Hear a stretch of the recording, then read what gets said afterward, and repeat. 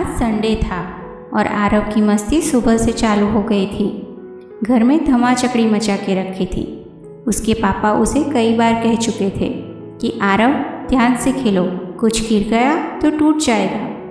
2-3 बार तो मस्ती करते करते वो खुद गिर गया। फिर अचानक उसका हाथ कांच के फूलदान से टकराया और कांच का फूलदान नीचे गिर गया और उसके टुकड़े टुकड़े हो गए। फूलदान बहुत ही कीमती था। आरव के पापा उसे जर्मनी से लाए थे। जैसे ही उसके पिता ने कुछ टूटने की आवाज़ सुनी तो भागते हुए आए और अपने कीमती फूलदान को टूटा हुआ देखकर उनका गुस्सा 7वें आसमान पर पहुंच गया और फिर उन्होंने आरव पर चिल्लाना शुरू किया। आरव पर अपना गुस्सा निकालते हुए उन्होंने कहा, नालायक, तुम्हें पता भी है कि तुमने कितना कीमती फूलदान तोड़ दिया है। मैं कितने चाव से इसे जर्मनी से लाया था, पर तुमने इसका राम नाम सत्य बना दिया। तुम जैसा बेटा पता नहीं कहाँ से आया है। इससे अच्छा तो भगवान औलाद ही ना दे। आरव सर झुकाकर सब सुन रहा था।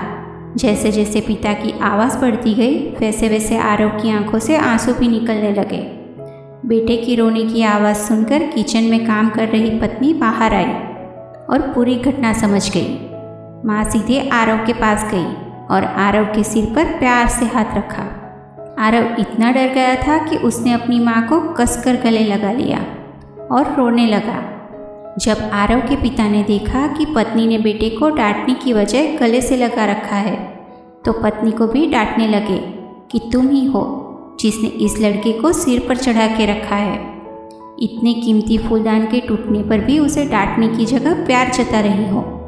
पत्नी ने सब कुछ सुना और फिर आरव को कमरे में लेकर आ गई और सबसे पहले अपने बेटे को चुप कराया।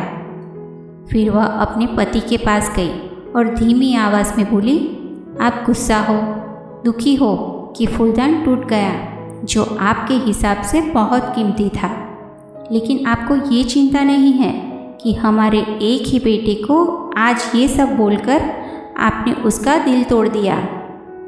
मैं मानती हूँ कि घर की चीज़ों को संभाल कर रखना ज़रूरी है क्योंकि ये हमारी संपत्ति है, लेकिन हमारा बेटा हमारी सबसे बड़ी संपत्ति है, इसलिए उसे बचाना, उसे संभालना ज़्यादा ज़रूरी है। जब आपका गुस्सा शांत हो जाए तब सोचना कि फूलदान तो आप नया ले आएंगे, पर दूसरा बेटा कहाँ से लाएंगे। अपनी पत्नी की बातें सुनकर आरव के पापा का गुस्सा शांत हो गया और कमरे में आकर सबसे पहले उन्होंने आरव को प्यार से गले लगा लिया और सॉरी भी कहा। माँ ने दूर से हंसते हुए कहा, मुझे गले नहीं लगाओगे, मुझे भी तो कितना भला बुरा सुनाया। और सब हंस पड़े।